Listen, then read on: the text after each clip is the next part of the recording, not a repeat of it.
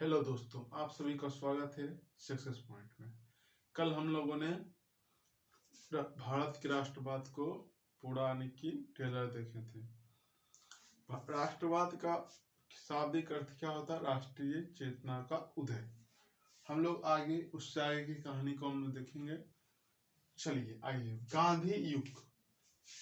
तो गांधी युग जो थे 1919 से 1947 को गांधी युग कहा जाता है। गांधी जी का एंट्री 1917 में हुआ। बारीकी तरीका से उनके बारे में पढ़ेंगे हम लोग आज, ठीक है।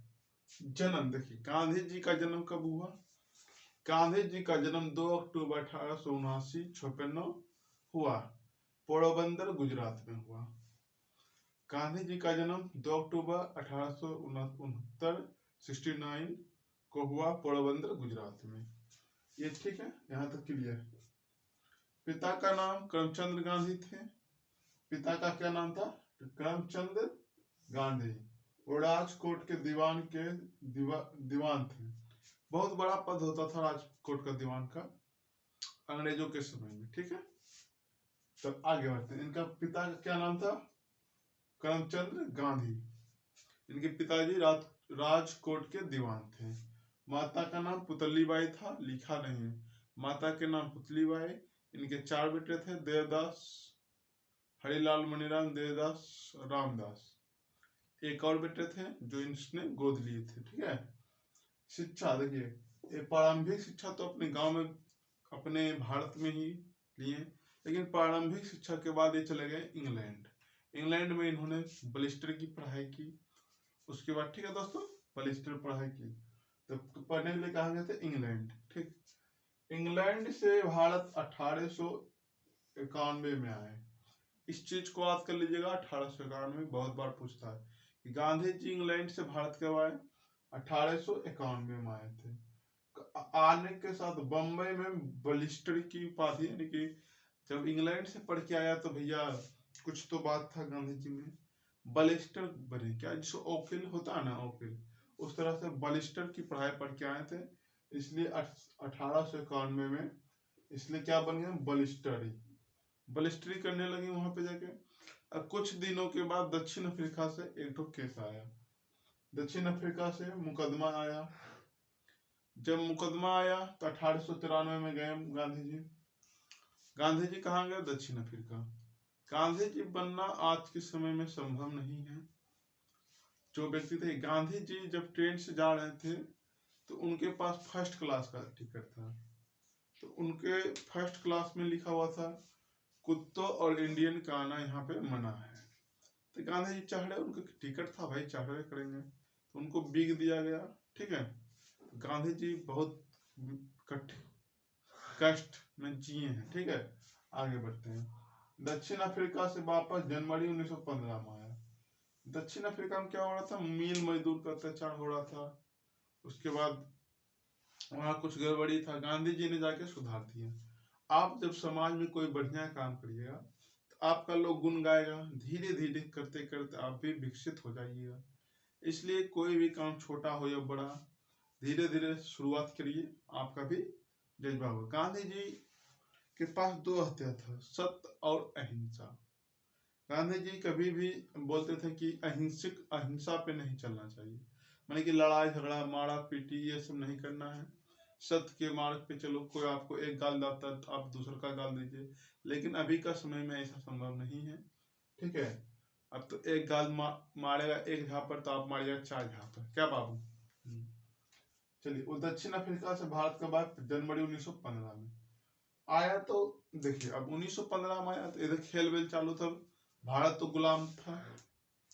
1914 से 1918 तक प्रथम विश्व युद्ध चला, उसमें भी बहुत सारे लोग मारे गए। तो आए तो देखें कि होम रूल लीग की स्थापना किए थे।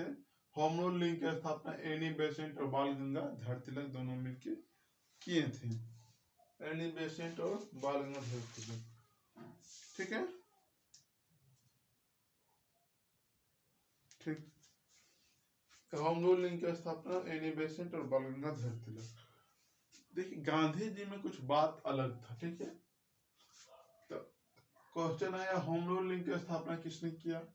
एनी बेसेंट और बाल गंगाधर तिलक, दोनों मिलकर एनी बेसेंट और बाल गंगाधर। अब जब गांधी जी आए तो आए थे 1915। कब आए? 1915। अब प्रथम विश्व युद्ध कितना में हो रहा था? 1914 से 1918 तक चला। तो गांधी जी आए तो देखी कि अंग्रेज से बात की कि भैया भारत को आजाद कर दो।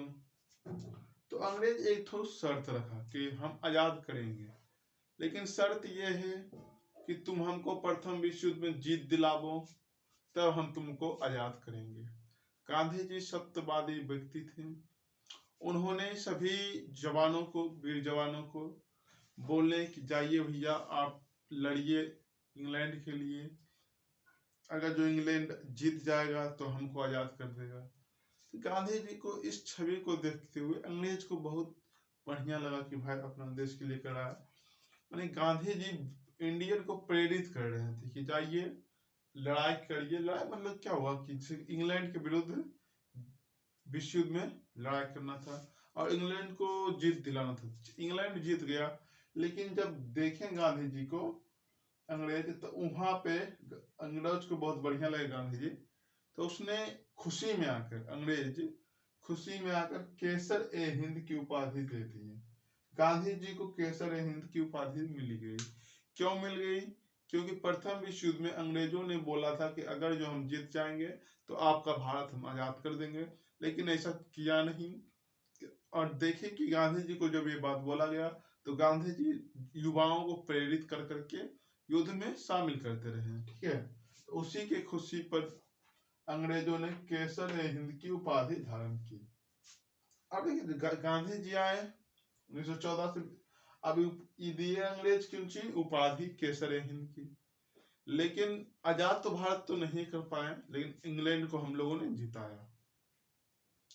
आगे आते हैं, जब गांधी जी आजाद नहीं कर पाए तो साबरमती, गांधी जी ने गुजरात में यमुना नदी के किनारे साबरमती आश्रम की स्थापना की। एक तो गाना भी है, दे दी मुझे आजादी बिना खड़क बिना ढाल, साबरमती के संत तूने कर दिया कमाल। ठीक है, तो साबरमती की स्थापना किया 1916 में। इनका उद्देश्य कुछ और था। जब गांधी जी ने 1916 में उन्होंने गुजरात में साबरमती आश्रम की स्थापना कर दिया। उसके बाद आइए तो 1916 में स्थापना की। इनका एक राजनीतिक गुरु था, गांधी जी का राजनीतिक गुरु श्री गोपाल कृष्ण गोखले। गोपाल, ऐसे तो देखिए पढ़ाई वाला गुरु अलग था इनका, इंग्लैंड में पढ़े होंगे तो अंग्रेज भी कोई रहा होगा क्या, लेकिन भारत जब आए साबरमती आश्रम की स्थापना की तो इन्होंने अपना एक गुरु चुना जिनका नाम था गोपाल कृष्ण गोखले। गोपाल कृष्ण गोखले शुरू पहले बार में गांधी जी को उतना चीन परिचय कोई नहीं था, इसलिए सबसे पहले बनारस हिंदू विश्वविद्यालय, बनारस हिंदू विश्वविद्यालय, बनारस हिंदू विश्वविद्यालय का उद्घाटन हो रहा था। गांधी जी वहां गए तो आम पार्टी में इनको पहली बार मौका मिला था बोलने के लिए कुछ। तो गांधी जी ने बनारस हिंदू विश्वविद्यालय के उद्घाटन समारोह में गए और इनको बोलने का कुछ मौका मिला। ठीक है, उसके बाद देखिए बनारस हिंदू विश्वविद्यालय में उद्घाटन में गए थे, गांधी जी कुछ बोले। ठीक है, उसके बाद गांधी जी बहुत योगदान दिए भारत को। मान के चलिए तो गांधी जी भगवान की तरह थे। चंपारण सत्याग्रह की, खैरा विद्रोह की, आगे जाके डिटेल में पढ़ाएंगे आप लोगों को। तो हुआ इसी बात हुआ। अब देखिए 1913 में लाला हरदयाल ने गदर पार्टी की स्थापना कर ली। ये क्वेश्चन पूछता है कि गदर पार्टी की स्थापना किसने और कब किया। तो गदर पार्टी की स्थापना लाला हरदयाल 1913, लाला हरदयाल 1913 ने गदर पार्टी की स्थापना की। भारतीय स्वाधीनता समिति की स्थापना 1913, स्वाधीनता समिति भारतीय, देखिए 1914 नहीं लिखा, ठीक है लिख लीजिएगा आप लोग कॉपी में। 1914 में लाला हरदयाल और उनके सहयोगी द्वारा जर्मनी के भारतीय स्वाधीनता समिति की स्थापना हुई। 1914 में जो था 1913 में लाला हरदयाल क्या किए थे, जो गदर पार्टी की स्थापना किए। अब भारतीय स्वाधीनता समिति का स्थापना कब हुआ, छूट गया था 1914 में। भारतीय स्वाधीनता समिति का स्थापना 1914, इसका उद्घाटन भी लाला हरदयाल ने किए थे। ठीक है। एक आया था मांटो चेम्सफोर्ड के योद्धा सुधार योजना 1919 में आया था। अब यहां से बात आता है क्या, जब 1916 में जब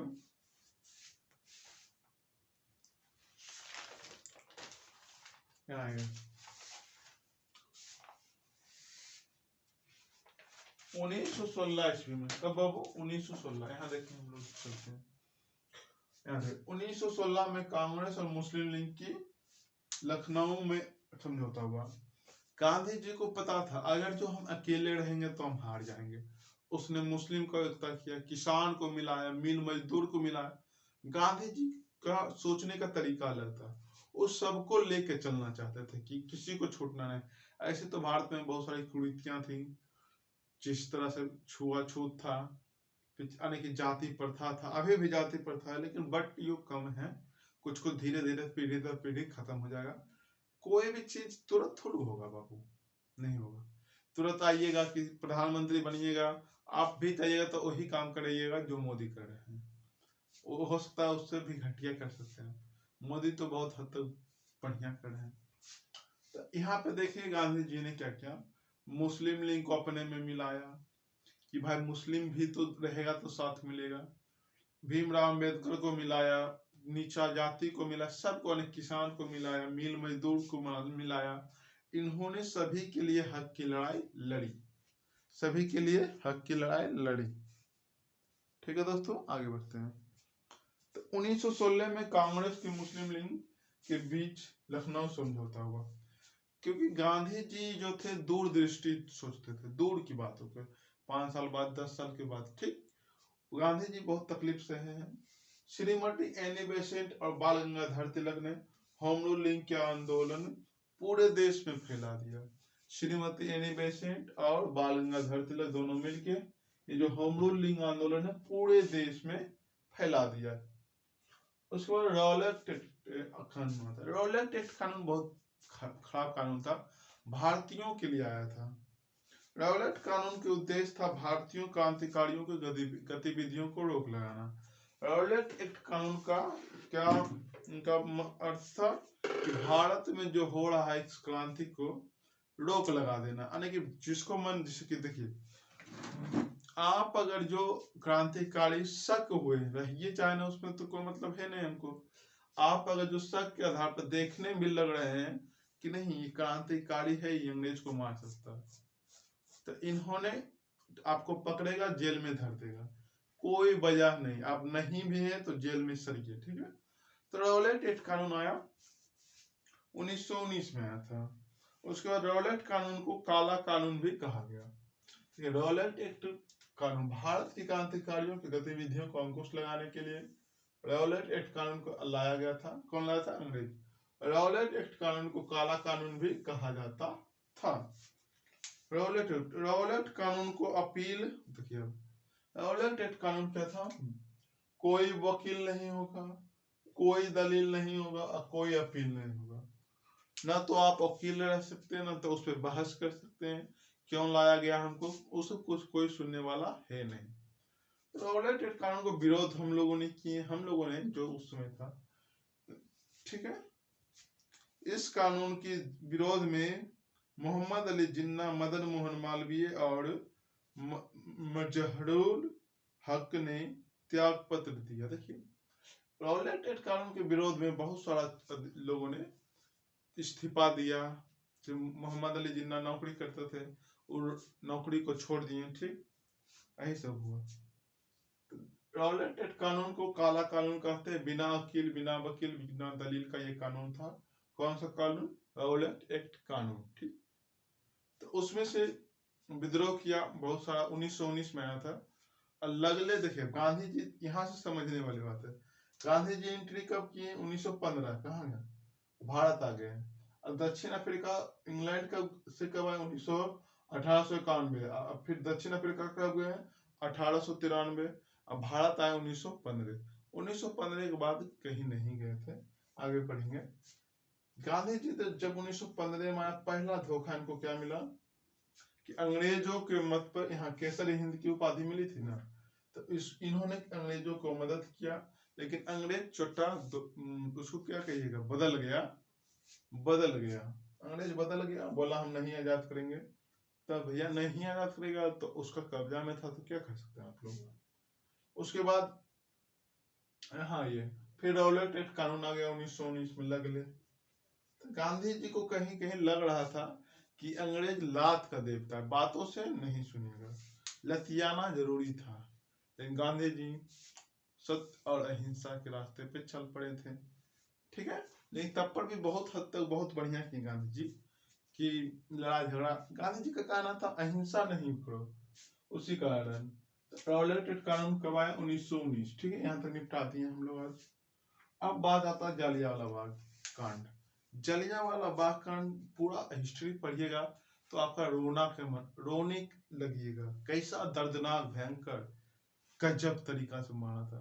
सोचिए कि एक गाय भैंस को जिस तरह मारा जाता है कि घेर लो और उसके बाद मारो, इस तरह से मारा था हमारे हिंदुस्तानियों को, हमारे भाइयों को, हमारे चाचाओं को। उस अंग्रेज को तो अभी काटना चाहिए, लेकिन इसके विरुद्ध कोई नहीं बोलेगा। कुल पाकिस्तान के खिलाफ बोलेगा, जानता है दबा देंगे उसको। बलगर से कोई लड़ना नहीं चाहता है, लेकिन पाकिस्तान में थोड़ा खचरा है, क्या करिएगा, उसलिए पिटाता है भी। अब आइए जालियांवाला बाग हत्याकांड, इसको बारे में डिटेल से समझते हैं।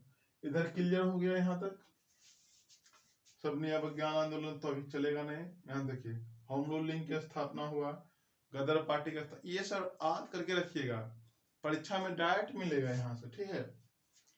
अब देखिए रॉलेट एक्ट के बारे में बताइए दिए।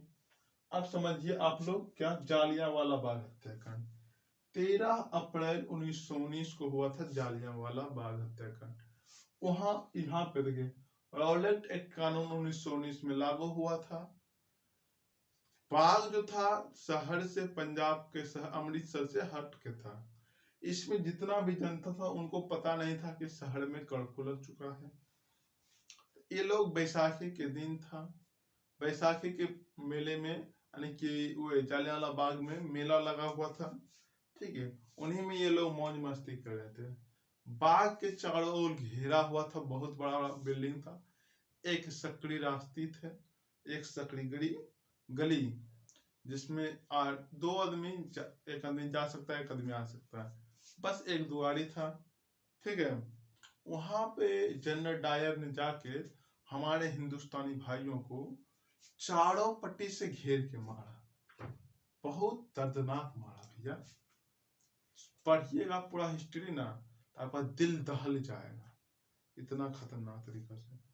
क्या करिएगा, कोई तो कुछ कर नहीं सकता उसके खिलाफ।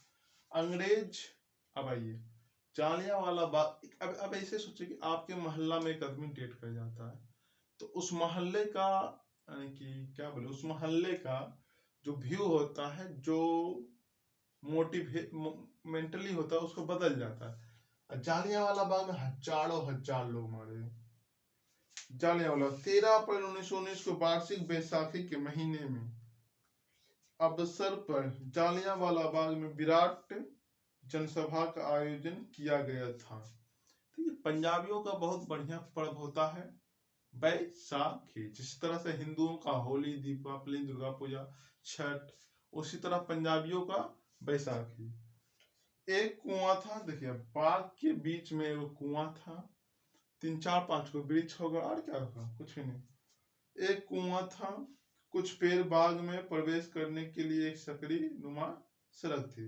इसके बाद अब देखिए जनरल डायर आया, बिना किसी सूचना को चारों ओर से गोली बरसाने लगी। उसमें से टोटल का टोटल मारा गया। बहुत सारा कुइया में कूद के जान दे दिया, बहुत सारा छिपने के लिए, और बहुत सारा लोग भगदड़ में मारा गया। जैसे अब देखिए यहाँ से जब लोग मारे गए, तो अब देखिए बिहार के जनरल डायर पर आरोप लग रहा था। पहले तो न्यूज पेपर था नहीं, तो खबर फैलने में समय लग जाता था। महात्मा गांधी को केसर, अब देखिए इस घटना को देखते हुए ने 13 अप्रैल 1919 बैसाखी का दिन था। बैसाखी पूर्णिमा को यानी कि बैसाखी होता है, समझ में आया। और 13 अप्रैल को, ठीक है, एक डेट है। वहां पे महीना हिंदी का महीना चलेगा। अब सभी देशवासियों को लगा क्या किया जाए। गांधी जी अपना केसर हिंद की उपाधि लौटा दिया, ले रख अपन हमरा देने, नहीं तो हमरा कुछ कही ले, न तो कुछ कही नहीं। फिर यहाँ रविन्द्रनाथ टैगोर ने सर की उपाधि लौटा दी। कुल अब देखिए, अंग्रेज से तो लड़ सकता था नहीं पिस्तौल गोली बारूद से, क्योंकि उनका कब्जा हुआ था। हम लोग क्या किए, छोटा, वो देखिए जालियांवाला बाग में सर की उपाधि रविन्द्रनाथ टैगोर ने लौटा दिया। कांग्रेस की जालियांवाला बाग हत्याकांड जांच के लिए सब कमेटी बैठाने लगी। क्या बैठाने लगी? कमेटी। महात्मा गांधी ने कहा प्लासी का युद्ध में अंग्रेजों का नींव डाला गया था और जालियांवाला बाग हत्याकांड में इस नींव को हिला दिया गया। इसमें से देखिए एक और कहावत है, लोग कहता है कि जनरल डायर को मारने वाला व्यक्ति उधम सिंह।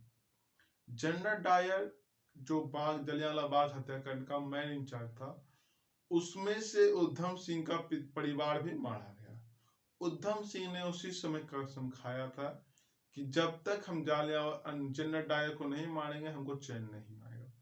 उधम सिंह इंग्लैंड में जाके पढ़े और जनरल डायर को एक लड़की था यानी बेटी था, उसको अपने प्रेम जाल में फंसा लिए पटा उटा के। और किताब नहीं होता, किताब में काट काट के वहां पे पिस्तौल रख लिए।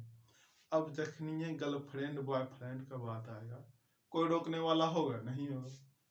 तो उधम सिंह का एंट्री हो गया, जो सभा लगा था जनरल डायर का। अब उधम सिंह बोले हेलो, उनका बेटी बोला आने दो, नहीं चेक करो इसको। गया, जनरल डायर को इंग्लैंड में जाके मारा, ओरिजिनल मर्द। ये साला सब चलिए क्या काम है हमको, गलती से मुंह भी खराब होता है। तो जालियांवाला बाग हत्याकांड समझ में आ गया होगा। इसके बारे में कहेगा लिखने के लिख लेंगे, कोई दिक्कत? बहुत सारा हुआ पेपर यानी कि हो गया। अब आते हैं खिलाफत आंदोलन।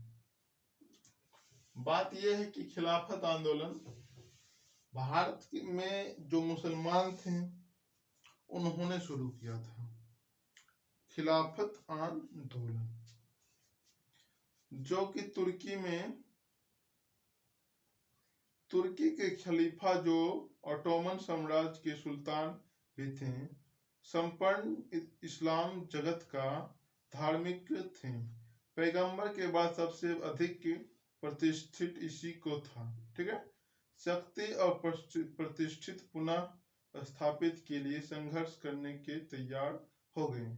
इसके लिए खिलाफत आंदोलन आरंभ किया गया। 1919 में अली बंधु देखिए, बात यहाँ ये हुआ कि जब 1919 में तुर्की के सुल्तान को खलीफा, तुर्की में इस घटना हुआ था।